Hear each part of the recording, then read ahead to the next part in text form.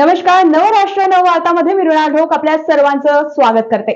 आपण या कार्यक्रमामध्ये अनेक मान्यवरांशी चर्चा करत असतो. आज आपल्यासोबत प्राध्यापक नूतन माळवीताई जुळलेले आहे. आज आपण त्यांच्याशी चर्चा करणार आहोत. त्या महिला किसान अभियानाच्या त्या प्रमुख आहे. आज आपण त्यांच्याशी चर्चा करणार आहोत. नमस्कार ताई, नवराष्ट्रमध्ये आपले स्वागत आहे.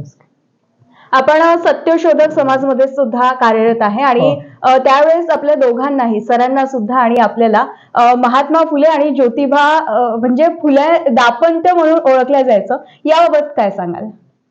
नाही, असं वगैरे हे ते खूप मोठे आहेत, सावित्रीबाई फुले आणि ज्योतिबा फुले.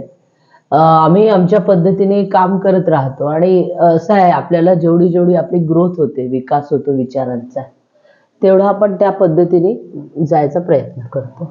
म्हणून ज्योतिबा फुले प्रेरणा आहेत आणि त्या अंगाने आम्ही जातो. आपण एक प्राध्यापक सुद्धा आहे, त्याबाबत काय सांगाल? कारण जे नवयुवक आहे ते सध्या आता सगळ्यात जास्त मोबाईल मध्ये राहतात, यासाठी काय संदेश द्याल? मोबाईल हा आपल्या प्रचार प्रसार माध्यमाचा महत्वाचा मुद्दा आहे सोशल मीडियासाठी.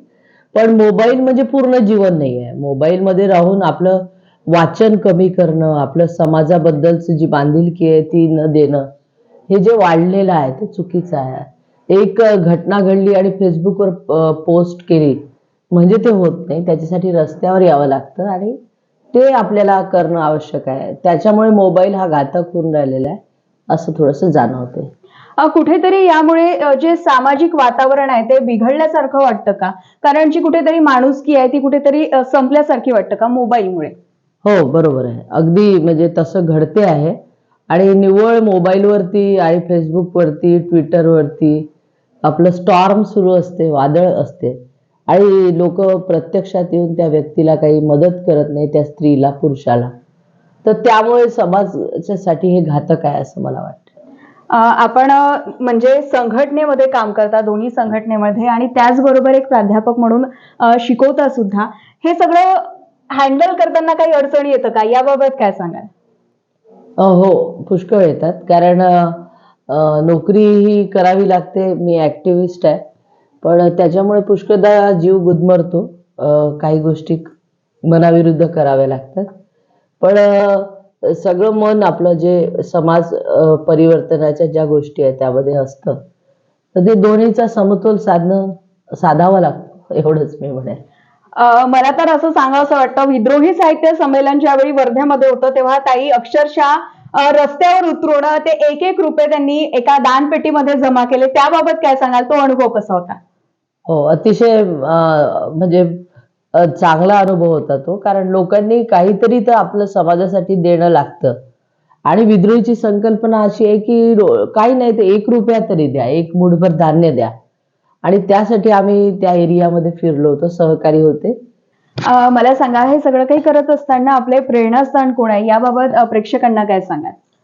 महात्मा ज्योतिबा फुले, डॉक्टर बाबासाहेब आंबेडकर, शिवाजी महाराज, त्यानंतर शाहू महाराज, तमाम हे सगळे जे या व्यवस्थेविरुद्ध लढले, त्या सगळ्यांना मी माझं प्रेरणास्थान मानते. तुकाराम महाराज पण आहेत त्याच्यामध्ये, गाडगे महाराज आहेत, त्या सगळ्यांना मानते. एक काम करत असताना किंवा एका सामाजिक संघटनेशी जुळत असताना काही असे अनुभव आलेले आहेत का जे आजपर्यंत आपण विसरलेले नाही? याबाबत काय सांगाल? हो, तसे अनुभव येतात. म्हणजे कसं आहे, जेव्हा मी महिला किसान अधिकारमध्ये शेतकरी महिलांमध्ये पहिल्यांदा जायला लागली, तर शेतकरी लोकांबद्दल काम करत असताना माझं वेगळं काम आहे. म्हणजे मी संघटित क्षेत्रात आहे, नोकरी करणारी आहे. तर पाहण्याचे दृष्टिकोन वेगळे असतात की ही सहानुभूती द्यायला आली, असं तसं. पण ज्याला संवेदना आहे तो सगळ्या क्षेत्रात काम करू शकतो. मला सांगा, हे आपण जे काम केलेले आहे सामाजिक कार्यामध्ये सदैव आपण अग्रेसर असतात. हे काम करण्याची एक संकल्पना असते की ही कुठून तरी आपल्याला मिळालेली असते किंवा आपल्या डोक्यामध्ये ती कशी आली, याबाबत काय सांगाल? म्हणजे कसं झालं की लहानपणी मी ख्रिश्चन समुदायाच्या सानिध्यात आली. मी कॉन्व्हेंटमध्ये होती. माझा सब्जेक्ट इंग्लिश आहे आणि त्यामध्ये मग ते मी त्यांचं बघत होते की ते अनाथ मुलांसाठी, अगदी लहानपणी असेल 4-5 वर्षाची. आणि मग त्यानंतर पुढे आम्ही बघत गेलो की त्यांचं जे काम आहे ते सेवाभावी. आम्हाला सगळ्या आजच्या काळात नर्सेस, पण त्यावेळेसच्या त्या ज्या टीचर होत्या, मिस्टरी. आणि मग पुढे जाऊन मी छात्र युवा संघर्ष वाहिनी आणि सामाजिक संघटनांच्या याच्यात आली आणि लोक पाहिलं की खूप वेगळं जगतात लोक. महिला किसान अधिकार अभियान आपण राबवत आहात, यामध्ये काय आहे नेमकं, याबाबत प्रेक्षकांना अवगत काय करा? आपल्या विदर्भामध्ये मोठ्या प्रमाणात शेतकरी आत्महत्या झालेल्या आहे आणि त्यामुळे स्त्री ही शेतकरी आहे ही आजही ओळख नाही आहे. पुरुष प्रधान संस्कृती मोठ्या प्रमाणात आपल्या ग्रामीण भागात आहे आणि शेतकरी समुदायात आहे, आपल्या मधल्या समाजात आहे. त्यामुळे पती गेल्यानंतर त्या बाईवर आभाळ कोसळते आणि आम्ही काम सुरू केलं तर पहिल्यांदा शेतकरी आत्महत्या विधवा बायांमध्ये, आता आम्ही एकल महिलांमध्ये काम करतो आणि महिला म्हणून शेतकरी म्हणून म्हणजे शेतात राबणं नाही, कंबर वाकून करायचे कामं फक्त महिलांकडे दिल्या गेलेली आहे. पण तिला पैसा पण तिच्या हातात, तिला बाजारात ती गेली पाहिजे. कृषी उत्पन्न बाजारात पुरुष प्रधान संस्कृती आहे, तिथे बाया आहे तर त्या फक्त धान्य वेचणाऱ्या आहे. तुम्ही त्याच्यावर लिहिलं पण आहे, त्यांचं नाव आहे मातेर बाया. त्या बायांनाही काही व्हॅल्यू नाही आहे.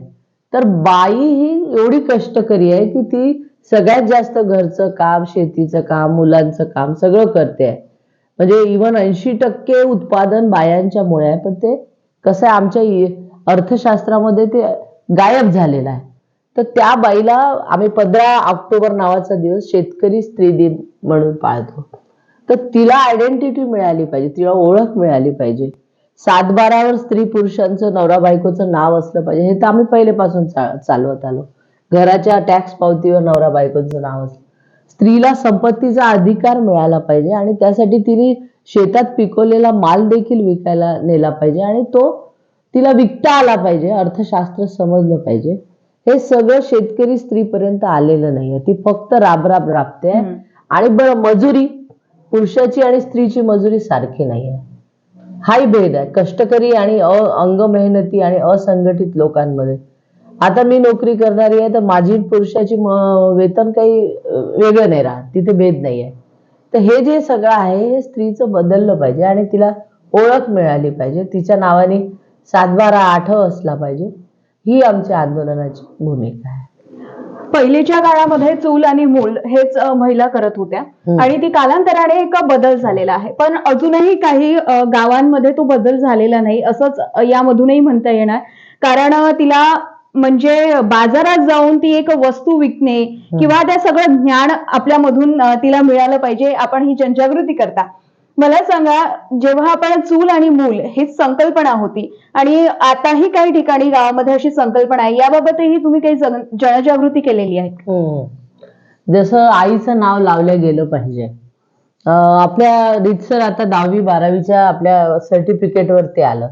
पण आम्ही जे एकल महिलांसाठी लढा उभारतो त्याच्यामध्ये आई बाबांचं दोघांचंही असावं. म्हणजे काय, स्त्रीला कुठे 9 महिने ती हाडामासा रक्ताश्वासावर मुलाला मुलीला जन्म देते, पण तिचं या व्यवस्थेमध्ये कुठेच नाव नाही. आई म्हणूनही आपण तिला काही दर्जा देत नाही, जबकी आपल्या इथे स्त्री सत्ताक मातृसत्ताक पद्धती होती.